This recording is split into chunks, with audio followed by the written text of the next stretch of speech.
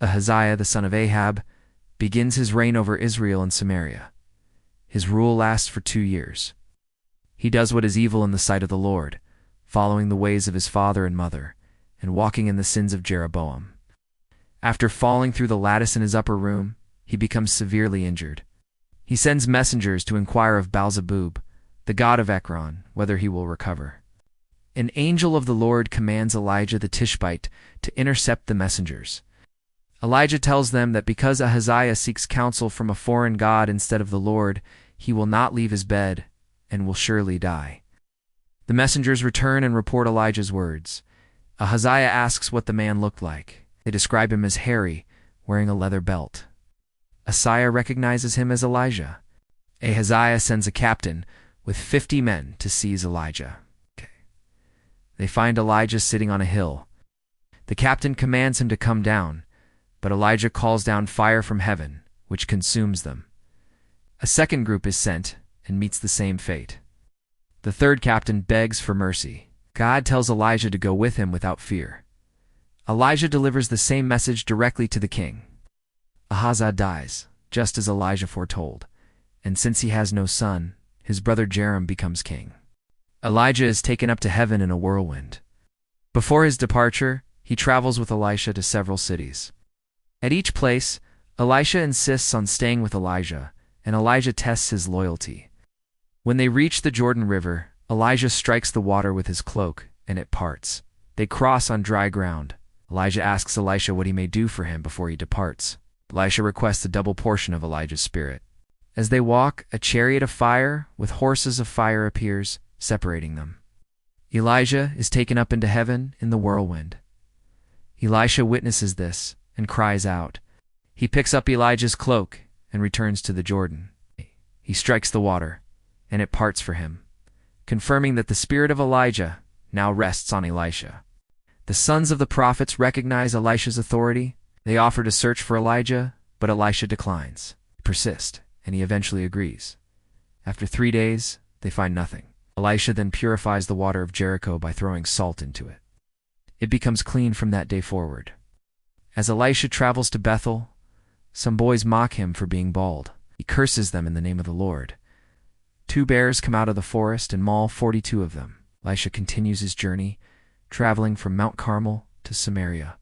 Joram, the son of Ahab, reigns over Israel and Samaria for 12 years. He does evil, but not as much as his parents. He removes the pillar of Baal, but clings to the sins of Jeroboam. Manasseh, king of Moab, rebels against Israel after Ahab's death.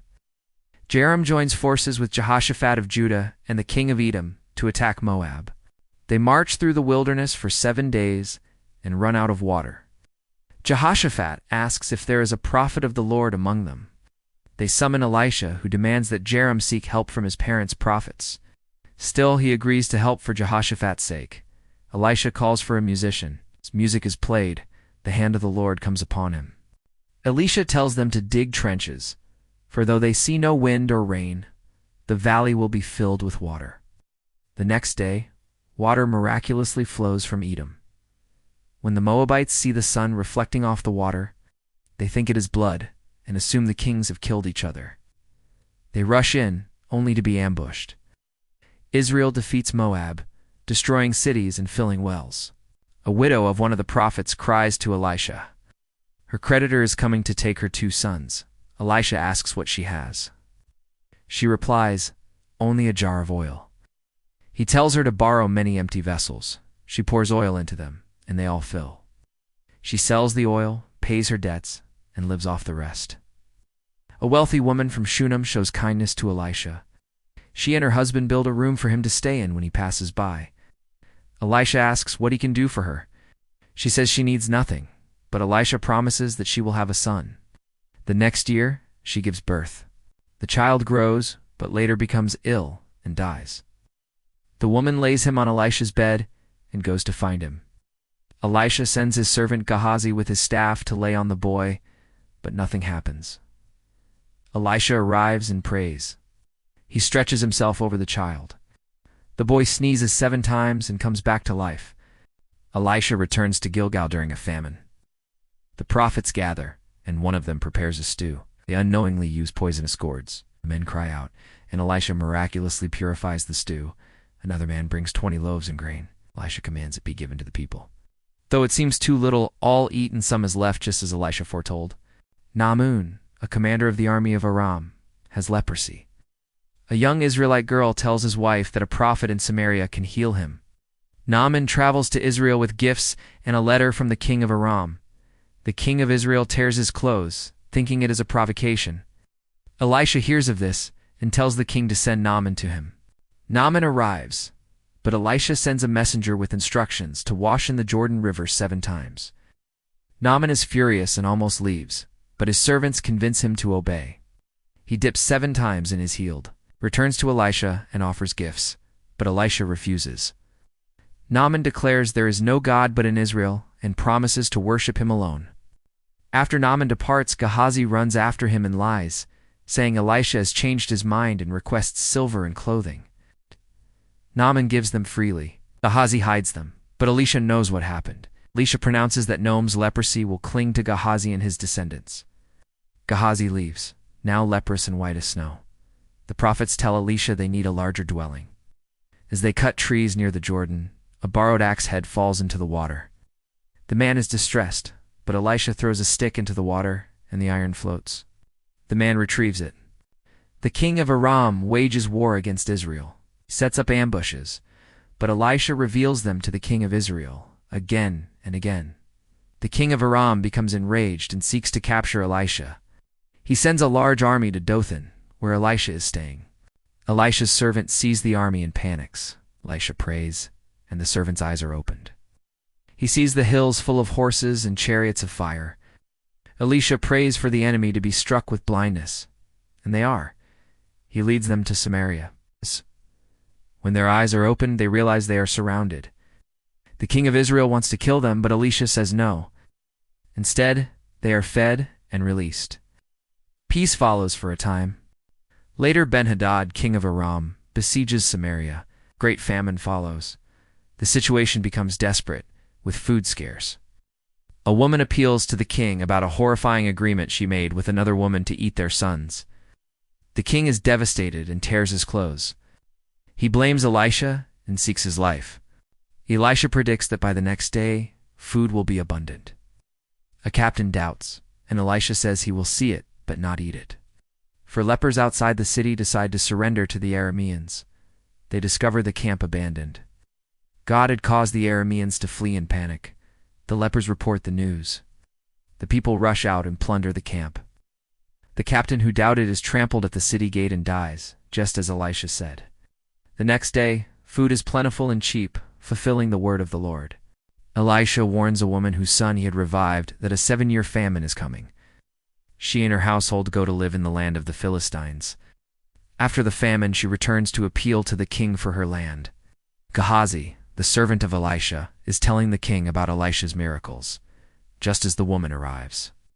The king is amazed and restores all her property. Ben-Hadad, king of Aram, falls ill.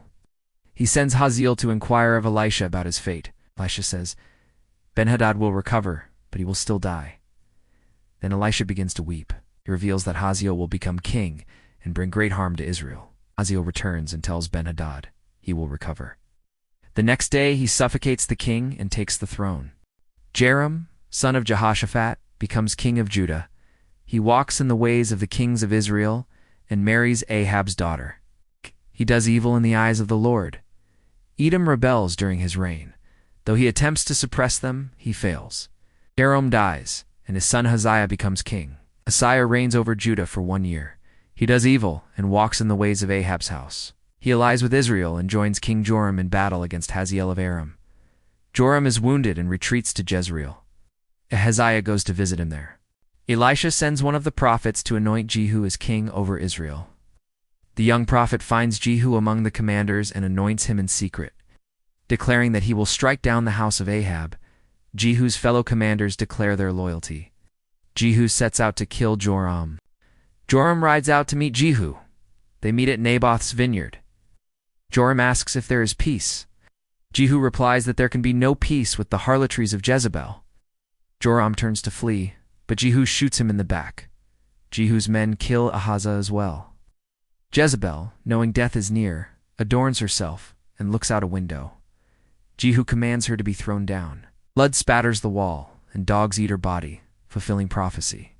Jehu writes letters to the leaders in Samaria, urging them to declare one of Ahab's sons king.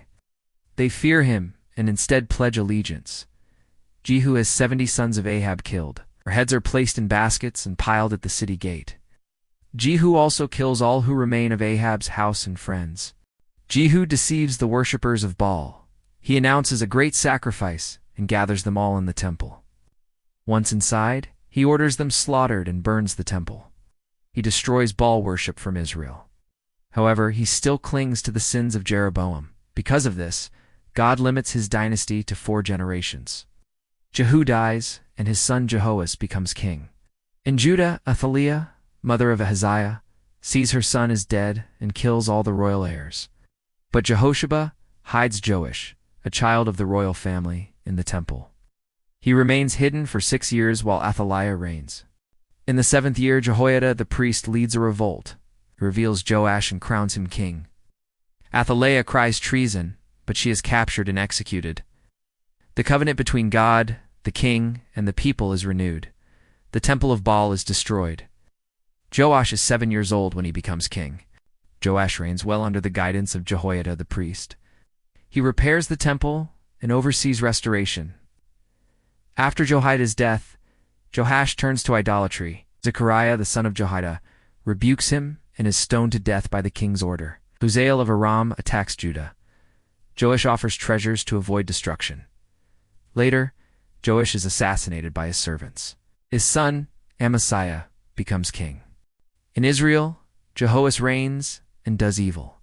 The Lord allows Hazael to oppress Israel. Jehoash pleads for mercy, and God provides a deliverer, but the people still sin. Jehoash dies, and his son Jehoash reigns. He continues in the sins of Jeroboam. Elisha becomes ill and is near death. King Jehoash visits and weeps over him. Elisha tells him to shoot an arrow and then to strike the ground. He strikes 3 times. Elisha says that if he had struck 5 or 6 times, he would have completely defeated Aram, but now he will only win 3 battles.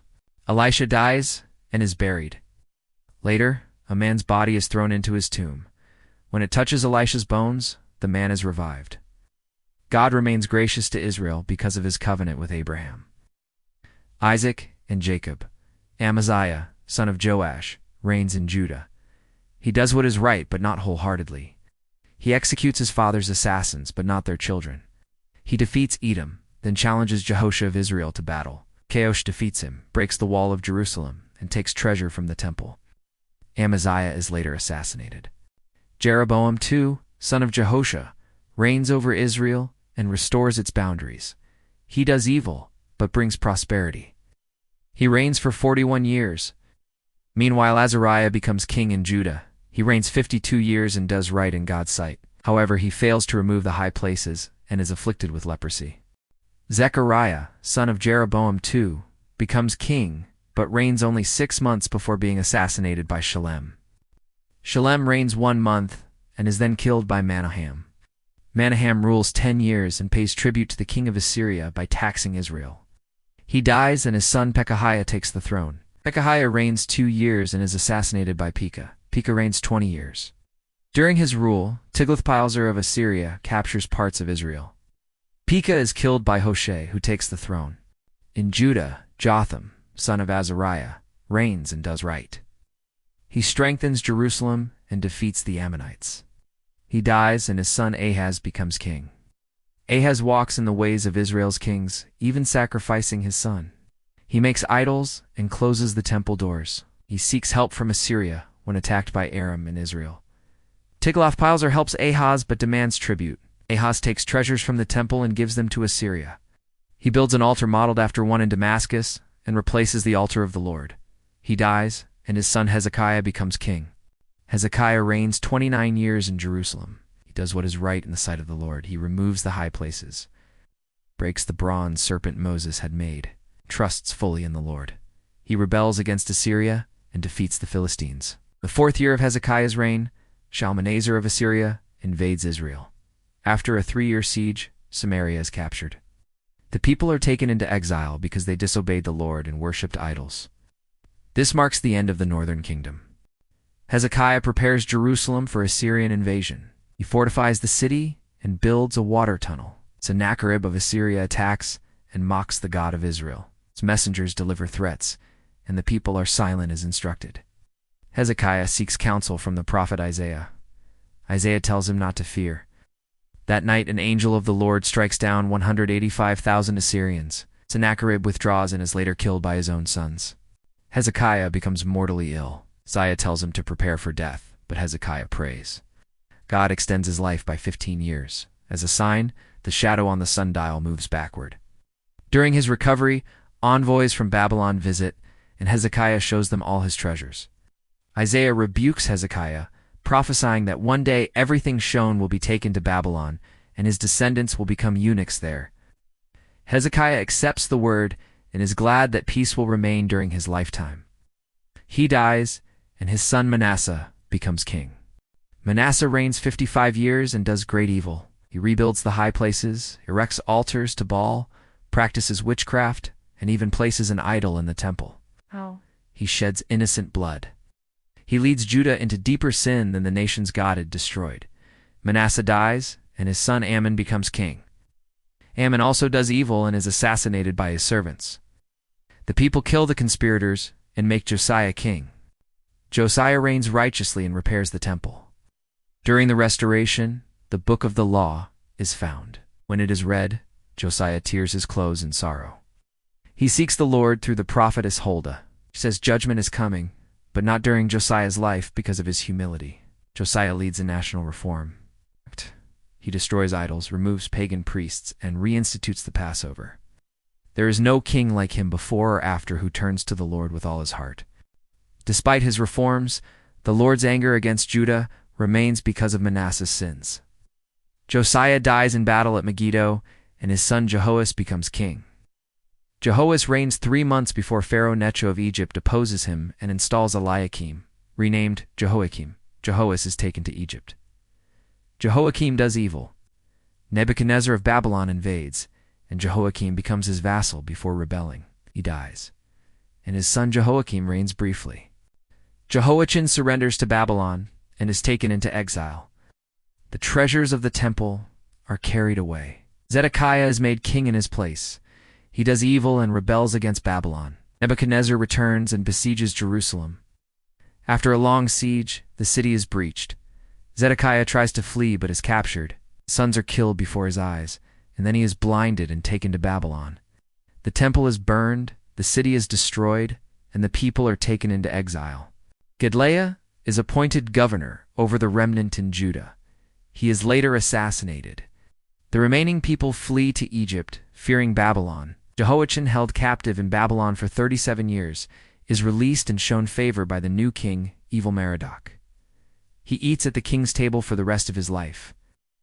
This concludes the account of the kings of Israel and Judah, as recorded in the Book of 2 Kings. Thank you for watching to the end of the video. The full Bible series continues.